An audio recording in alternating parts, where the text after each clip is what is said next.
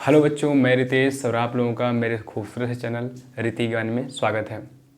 हमने पिछले वीडियो में पवन दीपिका का पार्ट 1 देखा, उसकी व्याख्या करते हुए आज हम पार्ट 2 देखेंगे और पार्ट 2 में इसकी व्याख्या देखेंगे कैसे राधा जो हैं श्री कृष्ण के लिए संदेशा जो भेज रही हैं वायु के माध्यम से, पवन के माध्यम से, वो कैसे क्या क्या बता रही हैं, इनके बारे में कुछ दिया गया है। ये पार्ट 2 है। अगर पार्ट 1 देखना चाहते हैं तो वो पिछले वीडियो में इसका पार्ट 1 है, उसको देख सकते हैं। ठीक है, चलिए आगे देखते हैं।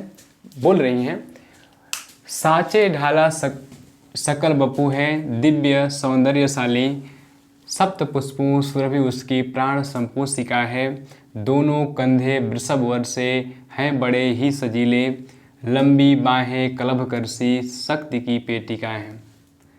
अब उनके जो श्री कृष्ण है ना, इसमें श्री कृष्ण के शरीर का वर्णन किया गया है कि उनका शरीर है कैसा। राधा जी पवन को बतला रही है कि उनका शरीर है कैसा, कैसा दिखते हैं, कैसा शरीर उनका कितना सुंदर है। तो कह रही हैं, साचे ढाला सकल बपू, सकल मतलब संपूर्ण, बपू मतलब शरीर, है मतलब है, दिव्य बने अलौकिक, सौंदर्यशाली मतलब सौंदर्यशाली, साचे मतलब साचा में, ढाला मतलब ढाला गया हो। कह रहा है उनका जो संपूर्ण शरीर है ऐसे अलौकिक और सौंदर्यशाली है जैसे कि वो क्या है, साचे में ढाला गया हो। कोई भी फिगर हो, अगर उसको हम साँचे में ढाल देते हैं कितना अच्छा दिखता है, मतलब एकदम जिसका वो साइज है कोई भी टेढ़ापन उसमें नहीं आएगा। ऐसे कह रही है कि उनका जो संपूर्ण बपू है, संपूर्ण जो शरीर है, वो ऐसे अलौकिक और सौंदर्यशाली दिख रहा है जैसे कि संपूर्ण शरीर ही किस में ढाला गया हो, साँचे में। आगे क्या बोल रहे हैं, शब्द पुष्पों सुरभि उसकी प्राण संपोषिका है। शब्द पुष्प मतलब जो सुगंध है, हजारों यानी सैकड़ों जो पुष्प के सुगंध हैं, सुरभि मतलब सुगंध, उनकी मतलब उसकी प्राण संपोषिका मतलब प्राण को संपोषित करने वाली। कहने का मतलब है कि हजारों फूलों, सैकड़ों फूलों का जो सुगंध है उनके प्राण को संपोषित करने वाली है। कहने का मतलब शरीर का जिक्र किया, जैसे हम सेंट हम लोग लगा लेते हैं तो शरीर महकने लगती है, तो इसमें कहने का मतलब यही है कि उनका जो शरीर है वो अनेक फूलों की खुशबू जैसा महकता है, महक रहा है, सुगंधित हो रहा है। सुरभि मतलब सुगंध। आगे कहनी है, दोनों कंधे वृषभ वर से हैं बड़े ही सजीले। दोनों कंधे की बात करा है।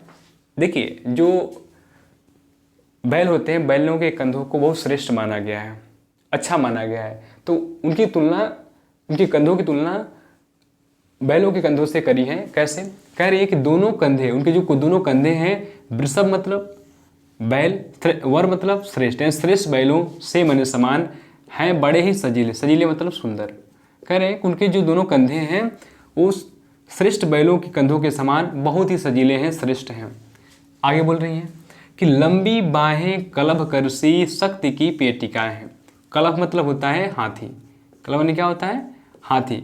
कर मतलब वैसे होता है सूंड, लेकिन हाथी के लिए कर का मतलब होता है हाथ, लेकिन हाथी के लिए ये सूंड यहाँ पे यूज होगा ना। हाथी का जो हाथ का काम क्या करता है, सूंड ही तो करता है, वही तो सूंड से ही तो सब कुछ उखाड़ देती है। तो कह रही है कि जो लंबी लंबी बाहें किसके समान है, हाथी के सूंड के समान, शक्ति की पेटिका, पेटिका मतलब भंडार, यानी कि जो उनकी जो दोनों बाहें हैं, लंबी लंबी बाहें हैं, वो हाथी के सूंड के समान शक्ति की पेटिका है, शक्ति का भंडार है। ठीक है, आगे देखिए, आगे क्या कहती हैं, राजाओं सा सिर पर लसा दिव्य आपीड़ होगा, शोभा होगी उभय श्रुति से स्वर्ण की कुंडलों की, नाना प्रत्न कलित भुज में मंजू के यूर होंगे, मोती माला लसित उनका कंभुसा कंठ होगा। अब बता रहे हैं, इसमें बताया कि इस वाले ऊपर वाले में बताए थे कि ये कितने बलशाली हैं। इसमें बता रहे हैं कि भाई देखो, जो मेरे प्रीतम हैं बलशाली के साथ साथ वो बहुत जो है कि राजा जैसे जीवन भी जीते हैं, गरीब नहीं हैं। भाई कौन व्यक्ति आजकल गरीबों से प्रेम करता है? गरीब को तो आप राजा रहिएगा तब न रानी मिलेगी। अब है गरीब, अब मिल जाएगी रानी, ऐसा तो ही नहीं सकता है। ठीक है, तो देखिए बता रही है कि कैसे जो मेरे प्रीतम है, कैसे राजा हैं वो, मतलब उनके पास संपत्ति का भी कमी नहीं है। देखिए कैसे हैं, कह रहे कि राजाओं सा सिर पर लसा मने सुशोभित होता है, दिव्य मतलब अलौकिक, आपीण मने होता है मुकुट। मुकुट पहनते हैं ना, उसके बारे में बात कर रही है कि कह रही है कि जो उनके सिर पे जो मुकुट है ना, कैसा है, उनके सिर पे राजाओं से मैंने जैसे राजा सिर पे मुकुट धारण करते हैं, वैसे ही उनके सिर पे जो मुकुट है वो दिव्य अलौकिक मुकुट सुशोभित होता है। शोभा होगी उभय श्रुति से स्वर्ण के कुंडलों की। कह रही हैं शोभा होगी मतलब शोभायमान होगी, जब तू देखेगी ना तो शोभायमान होगी। कैसी शोभायमान? उभय मतलब दोनों, श्रुति मतलब कानों में, स्वर्ण मने सोने की, कुंडल मतलब कुंडल। कह रहे कि बता रही है पवन को कि और उनके दोनों कानों में किसका कुंडल होगा? सोने के कुंडल होंगे। कुंडल होते हैं जो कान में ऐसे, जो कान है इसमें बड़े बड़े गोल पहने जाते हैं, उसे कुंडल बोल जाता है ना। तो कह रही हैं कि उनके दोनों कानों में स्वर्ण की, सोने की कुंडलें होंगी। ठीक। नाना रत्न कलित भुज में मंजू केयूर होंगे। नाना मतलब अनेक प्रकार के, रत्न कलित, रत्न कलित ने रत्नों से जड़े हुए, रत्नों से बने हुए, भुज में मतलब भुजाओं में, बाहों में, मंजू मतलब सुंदर सुंदर, केयूर मतलब बाजूबंद होंगे मतलब होंगे। और कह रही हैं कि उनके जो उनके भुजाएं हैं उनमें सुंदर सुंदर रत्नों से जड़ित, अनेक प्रकार के रत्नों से जड़ित क्या होंगे? केयूर होंगे, बाजूबंद होंगे। बाजूबंद क्या होता है? जैसे कभी रामायण देखें आप लोग, रामायण में जो राम जी हैं ऐसे यहाँ पे बंधे रहते हैं दोनों में, वो तो वही उसी को बोलते हैं केयूर, बाजूबंद बोलते हैं। और क्या बोली है? मोती माला लसित उनका कंबुसा कंठ होगा। मोती माला मतलब मोती रूपी माला से, लसित मतलब सुशोभित, उनका मतलब उनका यानी श्री कृष्ण का, कंबु मतलब होता है कंठ। क्या होता है? कंबु मतलब होता है शंख, शंख, शंख सा कंठ होगा। कंठ मतलब गला, और उनका जो गला होगा वो ऐसे मोती रूपी मालाओं से लसित होगा। उनका कंठ किस प्रकार से? शंख के जैसे। उनका जैसे कोई भी शुभ काम में हम किसको बजाते हैं? शंख। शंख की आवाज़ सबसे मधुरी होती है। कोई अच्छा कार्य होगा, घर में पूजा पाठ होता है, शंख बजाते हैं। उनके कंठ की तुलना किससे कर दी गई है? उनकी कंठ की तुलना शंख से की गई है कि उनका जो कंठ है किसके समान है? कंबु के समान। कंबु का मतलब शंख के समान है और मोतियों से लसित है, सुशोभित है। ठीक है। ये इनका किनका वर्णन किया गया है? इनके कितना वो रिच है, कितना वो धनी है, इस प्रकार से इनका ये चीज़ वर्णन किया गया है कि वो श्रेष्ठ, वो बलवान के साथ साथ क्या है? धनवान भी हैं। इसमें धनवान का वर्णन किया गया है। और दोनों में बात करें तो ये वृषभ वर है, कलभ कर है, तो इसमें रूपक अलंकार भी है और उपमा अलंकार भी है। ठीक है। अब रूपक अलंकार कहाँ होता है? जहाँ पे उपमेय उपमान का अभेद कर दिया जाए। ठीक है। तो रूपक अलंकार भी है। यहाँ देखिए कलभ कर, यहाँ पे रूपक अलंकार है कलभ कर में, वृषभ वर में रूपक अलंकार है। ठीक है। और उपमा मतलब संपूर्ण शरीर, जो तुलना करी जा रही है कि सारा शरीर जो है कि लग रहा है कि सोने में सांचे में ढाला गया है, तो उपमा अलंकार हो जाएगा। उपमा अलंकार दोनों में है। ठीक है। आगे देखते हैं इसको। आगे है वो समझा रही, बता रही है पवन, कह रही है भाई राधा जी समझा रही है पवन को, तेरे में है न यह गुण जो तू व्यथाएं सुनाए, व्यापारों को प्रखर मति और युक्तियों से चलाना, बैठे जो हों निज सदन में मेघ सी कांति वाले, तो चित्रों को इस भवन के ध्यान से देख जाना। कह रही है भाई, अब समझा रही है, क्योंकि जो पवन है, पवन तो कोई उसका कोई फिजिकल तो बॉडी है नहीं कि किसी की बातों को जा कर के संदेश पहुंचा दे। तो कह रही है, कहना चाह रही हैं कि तेरे में है न यह गुण, मैंने कहने का मतलब तेरे में यह गुण नहीं है जो तू व्यथाएं सुनाए, जो तू क्या कर दे, मेरी जो व्यथाएं हैं, मेरी जो दुख है, मेरा जो कष्ट है वो जाके सुना दे। तेरे में यह गुण नहीं है तो क्या कर, व्यापार मतलब जो तुमको काम दी हो, व्यवहार होता है काम, क्या काम दी है, संदेश पहुंचाने का। कह रही कि व्यापारों को प्रखर मति, प्रखर मतलब तेज, मति मतलब बुद्धि, औ मतलब और, युक्ति मतलब उपाय से चलाना मतलब चलाना। कह रही हैं कि तेरे में गुण नहीं है कि तू मेरी कथाएं जाकर मेरी जो व्यथा है, मेरा जो दुख है, मेरा जो कष्ट है, जाके श्याम को सुना सके। लेकिन क्या करना, लेकिन जो तुमको व्यापार दिया है, जो तुम काम दिया है, उसको तेज बुद्धि और उपाय लगा के करना। क्या करना, कैसे करना भाई, क्या क्या बुद्धि यूज कर सकती हो, बता रही हैं। बैठे जो हूँ निज सदन में मेघ सी कांति वाले। बैठे हो मतलब बैठे हो, जो मतलब जो निज मने अपने, सदन मतलब घर में, मेघ से कांति वाले यानी कि बादल के समान सुंदरता वाले, यानी किसके लिए आया है मेघ सी कांति, यानी श्री कृष्ण के लिए आया है। श्री कृष्ण तो मेघ से समान कांति वाले हैं। तो कह रहे हैं कि अगर वो मेघ से कांति वाले यानी कि बादल के समान सुंदरता वाले यानी श्याम मेरे श्री कृष्ण अगर अपने घर में बैठे हों तो क्या करना, तो चित्रों को इस भवन के ध्यान से देख जाना। क्या करना, तो चित्रों को मतलब चित्रों को इस भवन के मतलब इस घर के ध्यान से देख जाना। कह रहे कि अगर मेरे प्रीतम किसी घर में बैठे हों तो उस घर में जाना, घर के सारे चित्रों को देख के आ जाना। देख रहे हैं कैसे बता रही हैं। कह रही है भाई तुम्हारे पास तो एक गुण नहीं है कि जो जाकर मेरी व्यथा कर दे, मेरा दुख तकलीफ बता दे उनको। लेकिन भाई जो तुम्हें काम दी है ना, उसे बहुत युक्ति से करना, बहुत उपाय से करना, बहुत तेज बुद्धि से करना। क्या करना, अगर जाना, अगर देखना, अगर मेघ सी कांति वाले यानी कि बादल के समान सुंदरता वाले अगर मेरे श्री कृष्ण मेरे प्रीतम अगर अपने घर में बैठे हों तो जाके देखना उस घर में किस किस का चित्र लगा है। चित्र को देख के बाहर आ जाना। और क्या करना, वह चित्र को देख लेगी और उसका क्या करेगी, क्या बता रही क्या करना। जो चित्र में विरह विधुरा, जो चित्र में विरह मतलब वियोग में विधुरा मतलब स्त्री का मिले चित्र कोई। करेगी कोई ऐसे उस चित्रों में से एक ऐसा कोई चित्र मिले उस घर में देखना, अगर चित्र ऐसा कोई चित्र मिले, ऐसा कोई सीनरी दिखे जिसमें क्या हो, कोई ऐसा महिला का चित्र बनाया गया हो जो विरह में पड़ी हो यानी कि वियोग में, यानी किसी से अलग होके रो रही हो। अगर ऐसी कोई स्त्री का चित्र मिले तो क्या करना, तो जाके निकट उसके निकट जा करके क्या करना, भाव से यूं हिलाना, उसको इस भाव से हिलाना। यूं मतलब ऐसे, यूं मतलब ऐसे, ऐसे इस प्रकार हिलाना। क्या होगा हिलाने से, प्यारे होके चकित जिससे चित्र को औ देखें। प्यारे मतलब मेरे प्यारे श्री कृष्ण, चकित होके चकित मतलब आश्चर्य में पड़कर, जिससे चित्र को औ मतलब और देखें। कहने का मतलब कह रहे हैं कि अब हिलाओगी चित्र को। हवा क्या कर सकती है, हवा में एक गुण है भाई, देखो चित्र लगा है यहाँ पे, सीनरी टांग दिए हैं हम। हवा आपको कुछ बता नहीं सकती है, लेकिन इतने बहुत सारे चित्र लगे हों और हवा आई एक ही चित्र को हिला रही है, तो कोई भी व्यक्ति बैठा है तो ध्यान देगा, यार तो हिल रहा है, ये क्यों हिल रहा है। तो कह रही है कि उस चित्र को अगर तुम हिलाओगी तो मेरे प्यारे हैं उस चकित होकर क्या करेंगे, आश्चर्य में पढ़ करके उसे देखेंगे।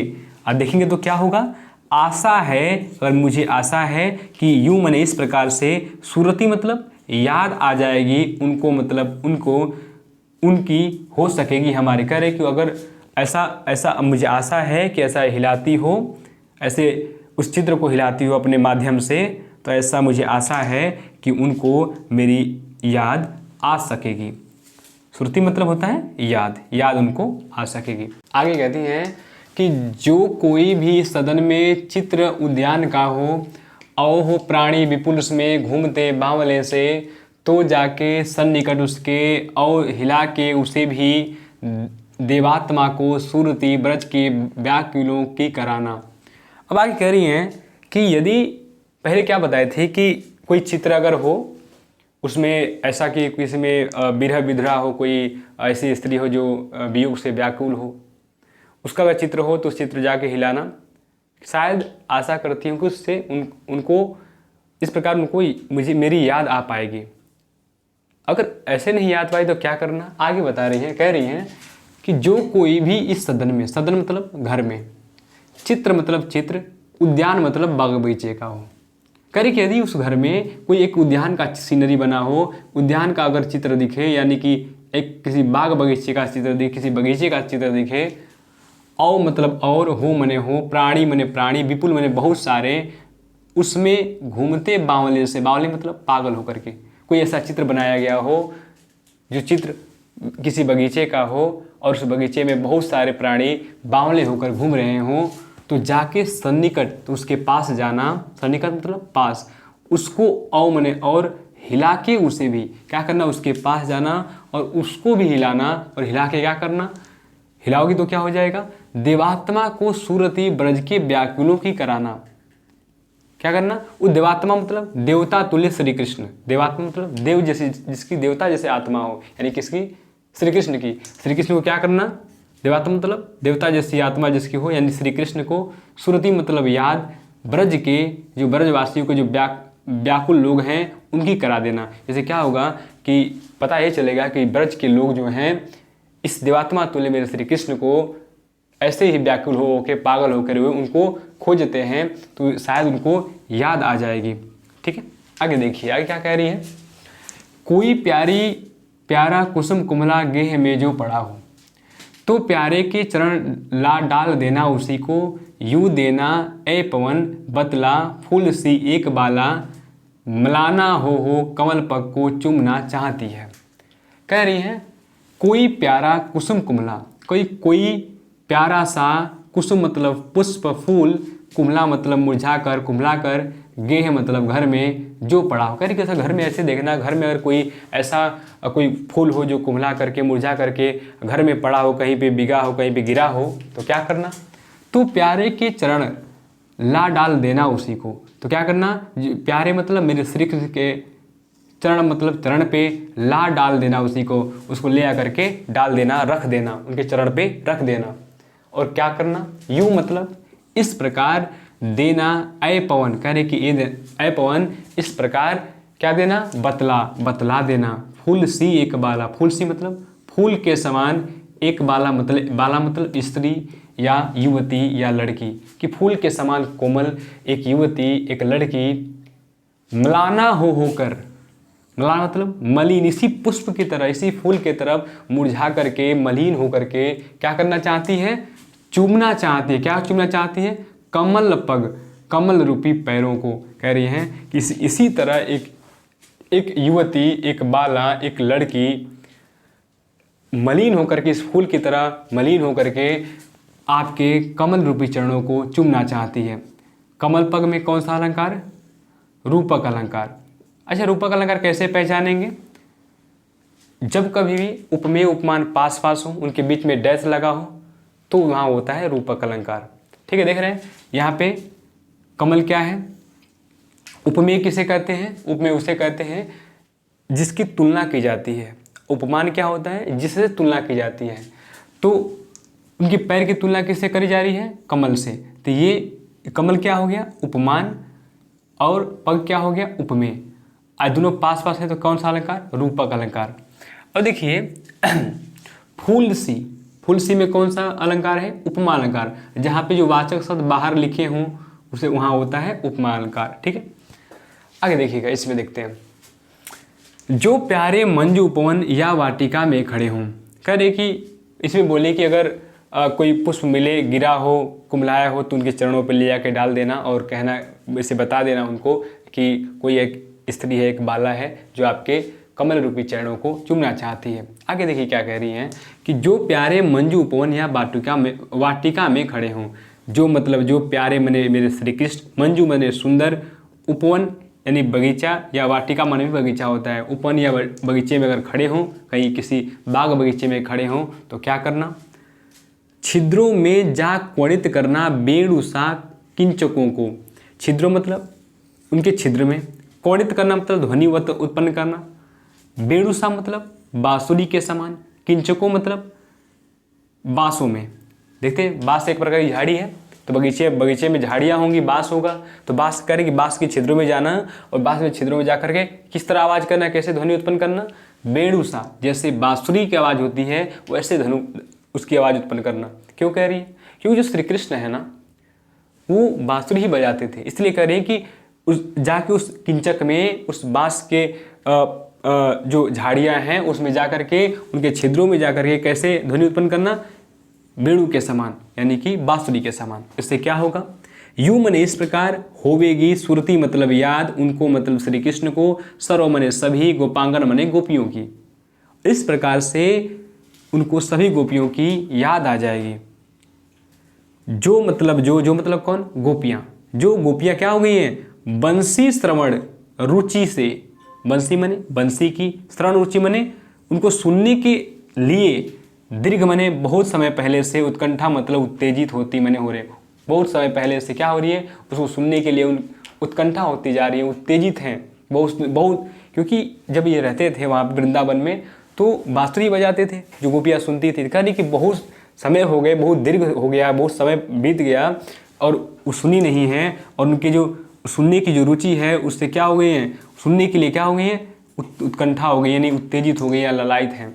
आगे देखिएगा, लाके फूले कमल दल को श्याम के सामने ही, थोड़ा थोड़ा विपुल जल में व्यग्र हो डुबाना, यू देना ए भगनी जतला एक अम्भोज नेत्रा, आँखों को हो बिरह विधुरा वारी में बोलती है। कह रहे कि अगर ऊपर जितनी भी चीज़ें लिखी गई हैं अगर ऐसे नहीं वो जान पाते हैं तो क्या करना, लाके फूले कमल दल को, लाकर मने लाके, फूले मने फुलाए हुए, कमल दल मतलब कमल दल का मतलब कमल दल का मतलब कमल की कोई पंखुड़ी को, मतलब को श्याम के सामने ही। कह रहे हैं कि अगर इन सब बातों में अगर नहीं समझ पाते हैं तो क्या करना, किसी कमल के पंखुड़ी को लेके आना और श्याम के सामने क्या करना, थोड़ा थोड़ा, विपुल मने बहुत सारे, बहुत ज़्यादा, जल मतलब जल में, व्यग्र मने व्याकुल, हो मने हो होकर, डुबाना मने डुबोना।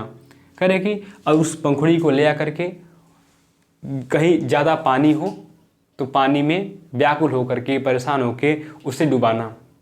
इससे क्या होगा, यूँ मने इस प्रकार, देना ए भगनी, भगनी मने बहन, करे कि उनको बहन करने के लिए, हे बहन, इस प्रकार क्या देना, जतला देना, उनको जता देना।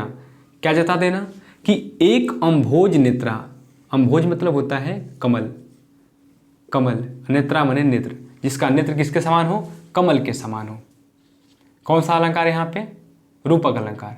तो अम्भोज के समान यानी कि कमल के समान जिसका नेत्र हो, वैसी एक लड़की, एक विरह विधुरा लिखा है ना, एक वियोगिनी क्या कर रही है, आँखों को, अपने जो आँख है उनको क्या करती है, वारी में मतलब जल में, वाली मन क्या होता है, जल में, बोलती है मैंने डुबोती है। कह रही कि ऐसे ऐसे जता देना, हे भगनी, ऐसे हे बहन, ऐसे उनको जता देना कि एक कमल के समान नेत्र वाली एक विरह विधुरा मतलब वियोग में पड़ी स्त्री, एवं यानी कि आपसे बिछड़ने के बाद एक स्त्री क्या हो रही है, अपने आँखों को जल में बोलती है, यानी कहने का मतलब है कि दिन रात रोती रहती है, आपके बिछड़ने के बाद वो दिन रात क्या रहती है, रोती रहती है। देख रहे हैं, व्हाट्स फीलिंग बीइंग, कितना दर्द है किसी से अलग होने के बाद। और जो बता रही हैं कि वो दिन रात रो रही है, उनके आँखों में वैसे ही पानी आता जा रहा है, हमेशा बह रहा है।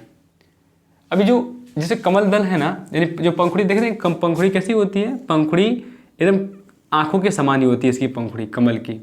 ठीक है, आगे देखते हैं क्या कह रही हैं। धीरे लाना वहन करके नीप का पुष्प कोई, औ प्यारे के चपल दृग के सामने डाल देना, ऐसे देना प्रकट दिखला नृत्य आशंकिता हो, वह कैसी होती विरहवश में नित्य रोमांचिता हूँ। कह रहे हैं, आगे कह रही हैं कि धीरे लाना वहन करके, वहन मतलब उड़ा करके, नीप मतलब होता है कदम्ब, का पुष्प कोई मतलब कोई फूल। करे कि अब क्या करना, अगर उससे भी नहीं सुनते हैं, नहीं याद उनको आती है मेरी, तो क्या करना, कोई नीप का पुष्प उड़ा के वहन करके लाना। नीप देखें, कदम का फूल देखें, कदम का फूल देखे होंगे तो कैसे रहता है, ऐसे गोल रहता है और उसमें रोए जैसा रेशे निकले होते हैं। ठीक है, ठीक। तो कह रही हैं कि नीप का कोई कदम का कोई फूल लेके आना, क्या करना, औ मतलब और, प्यारे के मतलब श्री कृष्ण के, चपल मतलब चंचल, दृग मने आँख या नेत्र के सामने डाल देना। कह रही कि उसे लेके आना और जो मेरे श्री कृष्ण हैं, जो मेरे प्रीतम हैं, उनके चंचल नज़रों के सामने, निगाहों के सामने या आँखों के सामने रख देना, डाल देना। ऐसे देना प्रकट दिखला, ऐसे मतलब इस प्रकार से प्रकट दिखला, प्रकट का मतलब प्रत्यक्ष रूप से दिखला देना, नित्य मतलब रोज, आशंकिता मने चिंतित होकर के, आशंकित होकर के, कैसी होती विरहवश में मैं नित्य रोमांचिता हूँ, मैं कैसी मैंने किस प्रकार से विरह के वश में पड़ गई हूँ, वियोग के वश में पड़ गई हूँ, और मैं भी नित्य मैंने रोज रोमांचित होना मतलब ही रोए फूटना, वैसे ही मेरे रोए खड़े हो जाते हैं। जैसे इस पुष्प का, इस जो कदम का जो फूल है उसके रोए खड़े हैं, उसी तरह मैं भी चिंतित होकर के, आशंकित होकर के मेरे रोए खड़े हो जा रहे हैं। कभी कभी क्या होता है ना, कभी कभी आप किसी से इतना लगाव हो जाता है, उसके जाने के बाद आप एकदम डर जाते हैं, कांप जाते हैं कि यार ये क्या हो गया।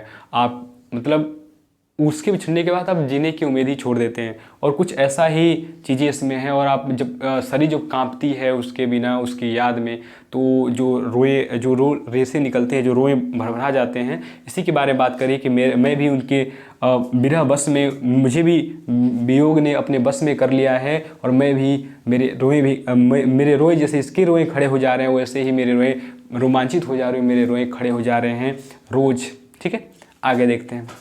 आगे कह रही हैं, बैठे नीचे जिस बिटक के श्याम होवे उसी का। कह रहे कि बैठे नीचे जिस बिटप मतलब होता है वृक्ष, श्याम मतलब श्री कृष्ण, होवे मने होवे, उसी का मने उसी का। कहने कि जिस वृक्ष के नीचे श्याम बैठे हों, उसी वृक्ष का क्या करना, कोई पत्ता ले लेना, निकट उसके नेत्र के ले हिलाना। कोई जिस पेड़ के नीचे वो बैठे हों, जिस वृक्ष के नीचे वो बैठे हों, उसी वृक्ष का कोई पत्ता लेना, और उनके नेत्र के आगे, उसके आंखों के आगे, नेत्र मतलब क्या होता है आंख, उनके आंखों के आगे ले जाके हिलाना।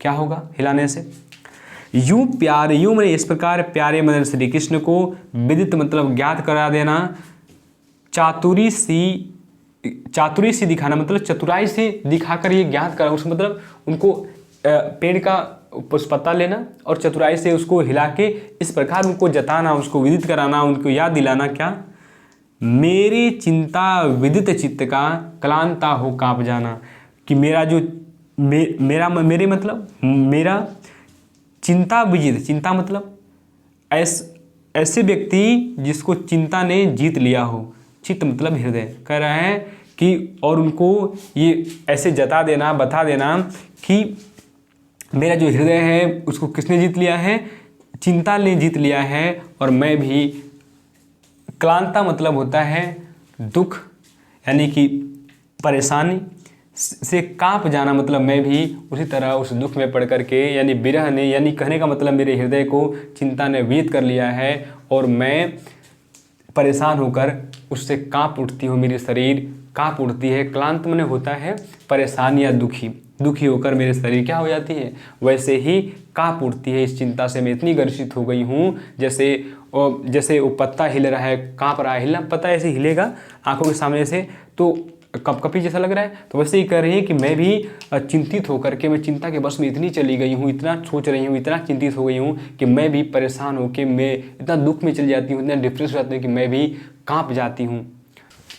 चलिए तो आगे देखते हैं कि आगे और क्या कहती हैं। आगे कहती हैं कि सूखी जाती मलिन लतिका जो धरा में पड़ी हो, तो पाँवों के निकट उसको श्याम के ला गिराना, यूँ सीधे से प्रकट करना प्रीति से वंचित हो, मेरा होना अति मलिन और सूखते नित्य जाना। कह रही हैं कि सूखी जाती मलिन लतिका, कह रही कि सूखी जाती माने सूखती हुई, मलिन मतलब मुरझाई हुई, मैली, लतिका मतलब लता, जो मने जो, धरा मने धरती पर, धरती में, पड़ी हो मने पड़ी हो। कह रहे कि अगर कोई ऐसी लता हो जो सूख रही हो और मुरझा करके और धरती पे पड़ी हो, तो क्या करना, तो पाँवों के निकट उसको श्याम के ला गिराना। पाँव मतलब उनके पाँव के निकट मतलब पास, उसको मतलब उस लता को श्याम के ला गिराना। तो क्या करना, उस जो लता होगी जो सूख रही होगी, उस लता को श्याम के पाँव के पास ले आकर के गिरा देना। इससे क्या होगा, यूँ मतलब इस प्रकार सीधे से मने डायरेक्ट, सीधे प्रकट करना मतलब दिखा देना, प्रीति से वंचित, प्रीति मतलब प्रेम से, वंचिता मने वंचित हो करके, मेरा होना अति मलिन, मेरा मतलब मैं, होना मने हो गई हूँ, अति मलिन में बहुत ही मलिन, और सूखते नित्य जान, नित्य मतलब होता है रोज मतलब प्रतिदिन, ठीक है, नित्य मतलब होता है प्रतिदिन। कह रही है कि मैं भी उसी लतिका की तरह मैं भी रोज प्रतिदिन क्या हो रही हूँ, मुरझाती हुई जा रही हूँ, यानी सूखती चली जा रही हूँ, मुरझाती चली जा रही हूँ, मलिन होती चली जा रही हूँ। ठीक है, कह रहे कि जिस प्रकार उस लतिका, जो लतिका है, लतिका मुरझा गई है, सूखती जा रही है, सूख गई है, वैसे ही मैं भी प्रतिदिन उनसे, उनके प्रेम से वंचित होकर के, कहने का मतलब उनसे बिछड़ करके मैं भी नित्य मलिन और सूखती चली जा रही हूँ। आगे देखिएगा, कोई पत्ता नवल तरु का पीत जो हो रहा हो। कोई पत्ता मतलब पत्ता, नवल तरु मने नए पेड़ का, कोई पत्ता हो, कोई पेड़ हो, उस पेड़ का कोई पत्ता हो, नया नया पत्ता हो, क्या हो रहा हो, पीत जो हो रहा, पीत मने होता है पीला, हो रहा हो। कह रहे कि कोई ऐसा पेड़ हो जिसका जो नया पत्ता हो पीला हो रहा हो, तो उसे, तो प्यारे के दृग युगल के सामने ला उसे।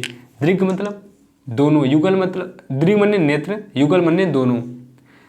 तो प्यारे के दृग युगल के सामने ला उसे। तो क्या करना, उस पीले पत्ते को मेरे प्यारे, मेरे श्री कृष्ण के दोनों नेत्रों के सामने ला करके क्या करना, उसे धीरे धीरे संभल रखना और उन्हें यूं हटाना। संभल मतलब संभाल के रखना, मन रखना, और मने और यूं, उन्हें मने उन पत्तों को यूं मने इस प्रकार यूं बताना, उस प्रकार संभाले रहना और इस प्रकार उनको बताना कि पीला होना प्रबल दुख से प्रोसिता सा हमारा, कि मैं भी क्या हूँ, पीला मतलब मैं भी, पीली होती है, मैं ही, मेरे अंदर भी पीलापन आ गया है। मैं पीला आदमी कब हो जाता है, जब उसके अंदर खून की कमी हो जाती है। तो मैं भी इस पत्ते के समान भी, मेरी भी शरीर क्या हो रही है, मेरे शरीर में भी पीलापन आ गया है। प्रबल दुख मतलब बहुत ज़्यादा दुख से, प्रबल माने बहुत ज़्यादा, दुख माने दुख से। किस प्रकार से दुख से, प्रोसिता, प्रोसिता माने ऐसी स्त्री जिसका पति परदेश रहता हो, जिसका पति परदेश हो, उसको जितना दुख होता है उनसे बिछड़ करके वो घर में सूखती चली जाती है। तो मैं उसी तरह से मैं भी पीली, मेरे शरीर भी पीला पड़ता चला जा रहा है, जिस प्रकार से एक ऐसी स्त्री जिसके पति दूर रहते हैं।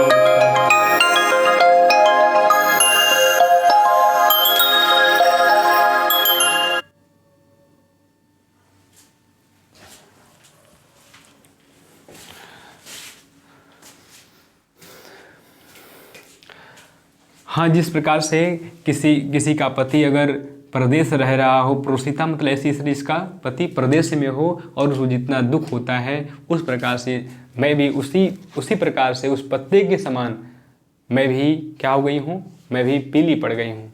आगे देखिएगा, यूं प्यारे को विदित करके सर्व मेरी व्रथाएं, धीरे धीरे वहन करके पाँव की धूली लाना। कह रहे हैं यूं मने इस प्रकार से, प्यारे मने मेरे प्यारे श्री कृष्ण को, विदित मने बतला करके, ज्ञात करा करके, सर्व मने सभी, मेरी मने मेरी, व्यथाएं मतलब दुख।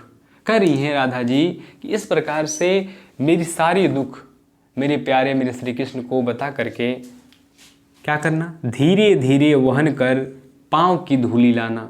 वहन कर मतलब उड़ा करके, पाँव मतलब पैर की, धूली मने धूल, लाना मतलब लाना। कह रही हैं कि अब मेरी पूरी कथाएं उनको सुना करके, मेरी सारी व्यथाएं, मेरे सारे कष्ट उनको बता, विदित मने बता करके, ज्ञात करा करके क्या करना, उनके पैरों की धूली वहन करके, उड़ा करके ले आना। और क्या कर रही हैं, थोड़ी सी भी चरण रज जो ला न देगी हमें तू। कह रही हैं राधा जी पवन से कह रही हैं कि यदि थोड़ी सी भी चरण रज मने, चरण मने चरण, पैर, रज मने धूल, यानी थोड़ी सी भी पैर की धूल जो ला ना देगी हमें तू, अगर तुम थोड़ा सा भी उनके पैर की धूल ना ला सकोगी, हाँ तो बताओ, हाँ मतलब बताओ कैसे तो व्यथित चित्त को बोध मैं दे सकूंगी। कैसे, व्यथित मतलब दुखित, चित्त मने हृदय को, बोध मने ज्ञात मने बतला, मैं मतलब मैं दे सकूंगी, मैंने बताऊंगी। कह रही हैं तो बताओ तो कैसे मैं अपने इस दुखी हृदय को, इस व्यथित हृदय को, व्यथित चित्त को, इस दुख भरे दुखी चित्त को, दुखी हृदय को, कष्ट भरे हृदय को मैं कैसे ये ज्ञात करा पाऊंगी कि नहीं मैं अपने संदेशे को पहुंचा सकी हूं, उनके तरफ वहाँ तक पहुंचा सकी हूं। भाई देखो, मान लेते हैं कि आप किसी को चिट्ठी दिए हैं पहुंचाने के लिए, हमको कैसे मालूम चलेगा कि उन्होंने चिट्ठी पहुंचा दी है? कभी उस उधर से रिस्पांस आएगा तभी तो कोई बोलेगा ना कि हाँ ये कहा है, ऐसा कहा है, ऐसा कहा है। तो तू जाएगी और जाके संदेशा, हमको कैसे पता चलेगा कि संदेशा तू लेके चली गई है? अगर थोड़ा सा इतना से तुम काम नहीं कर सकती है कि उनकी थोड़ी सी धूल नहीं ला सकती है, तो बता मैं कैसे मानूंगी, मैं अपने दिल को कैसे समझाऊंगी, कैसे बोध कराऊंगी कि नहीं मैंने किसी को संदेशा भेजने के लिए दिया है और वो संदेशा मेरे प्रीतम तक पहुंच चुका है। कैसे? वही बता रही हैं कि कैसे अगर तुम मेरी सारी जो व्यथाएं हैं उसको विदित करा करके क्या करना, उनके पैरों की धूल लेके आना। अगर तू इतना सा उनके चरण रज, अगर थोड़ा सा भी उनके चरणों का थोड़ा सा भी रज, थोड़ा सा भी धूल अगर नहीं ला सकती है, तू बता कैसे व्यथित चित्त को बोध मैं दे सकूँ, मैं अपने इस दुख से भरे हृदय को कैसे ये बोध करा पाऊंगी कि मैंने अपने संदेशा वहां तक पहुंचा दिया है। आगे देखते हैं। पूरी होवे न यदि तुझसे अन्य बातें हमारी, कर एक ऊपर जितनी बातें कहे हैं तुमसे कहने के लिए, अगर वो पूरी ना हो पावे, पूरी होवे न मने नहीं, पूरी होए मने पूरी हो पाए, तुझसे मतलब तुमसे, पवन से कह रही है कि अगर तुमसे ये अन्य बातें हमारी जो ऊपर बातें बोली हूँ अगर वो पूरी नहीं हो पा रही है तो क्या करना? तो तू मेरी विनय इतनी मान ले, विनय मतलब विनती, इतनी मने इतनी सी, मान ले मतलब मान ले और चली जा। कह रही है तो तू मेरी इतनी सी विनती मान ले, इतनी सी तुम्हारे से प्रार्थना है, वो प्रार्थना स्वीकार कर ले और चली जा। क्या प्रार्थना है भाई? छूके प्यारे कमल पग को प्यार के साथ आजा। छूके मतलब छू करके, स्पर्श करके, प्यारे मने मेरे श्री कृष्ण के कमल पग, कमल रूपी पैर, यानी कमल रूपी पग को, कौन सा अलंकार? रूपक अलंकार। कमल रूपी पैर को प्यार से, प्यार के साथ आजा, उसको प्यार के साथ छू करके उनके चरणों को, उनके कमल रूपी चरणों को प्यार के साथ छू करके क्या कर जा? वापस आ जा। जी जाऊंगी हृदय तल में मैं तुझी को लगा के। जी जाऊंगी मतलब मैं जी लूंगी, हृदय तल मतलब अपने हृदय तल में, मतलब अपने गोद में, हृदय तल मतलब अपने क्या बात है, गले लगा करना। हृदय तल में मैं तुझी को लगा, मैं तुम्ही को गले लगा करके मैं जी लूंगी, मैं समझूंगी कि वो प्रीतम आ गए हैं। क्या बोली है कि यदि तुम अन्य बातें ऊपर की पूरा नहीं कर सकती, समझ नहीं कर सकती, वो पहुंचा नहीं सकती, तो इतना सा प्रार्थना मान ले, मेरी विनती स्वीकार कर ले और चली जा। उनके पैरों को क्या करना? छू करके वापस आ जाना। मैं तुम्ही को अपने हृदय के तल में लगाकर, अपने वक्षस्थल से लगा करके मैं तुझी को गले लगा करके जी लूँगी। ये था प्रेम की प्रकाष्ठा। प्रेम देख रहे हैं कैसे राधा का प्रेम कितना गहरा है। इतना गहरा है कि वो पवन को ही गले लगा करके वो श्री कृष्ण की अनुभूति कर सकती हैं। तो यहाँ से होता है पवन दीत का समाप्त। अगर आप लोगों को वीडियो अच्छा लगे तो बताइएगा वीडियो कैसा है, कमेंट करिएगा, और आगे क्या सुधार करने चाहिए वो भी सजेशन अपनी दीजिएगा। Thank you.